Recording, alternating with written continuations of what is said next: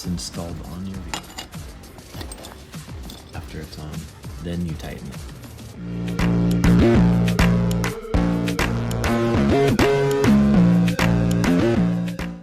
Well, it's not really factory, you know.